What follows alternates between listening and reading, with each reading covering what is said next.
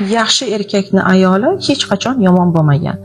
Yaxshi erkakdan hech qachon ayol ketmagan, hech qachon tashlab ketmagan. Hatto xiyonat qiladigan erkakni ham ayol kishi hech qachon tashlab ketmaydi. U uchun kurashadi, xiyonatini bir shaklda kechiradi, o'ziga 100 turli bahonalar topib, yoki bo'lmasam eri tushuntirganda, mayli endi shunaqa men aybdorman deb shu oilani saqlab qolish uchun ayol kishi qoladi.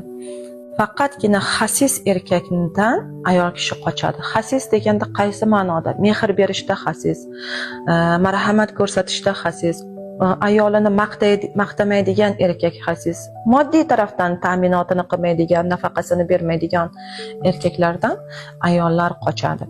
Chunki ayol kishi faqatgina o'sha eri tarafdan oladigan muhabbat bilan go'zallashar ekan, o'sha eri tarafdan oladigan mehr bilan hayotiga yashagisi kelar ekan, umid bilan.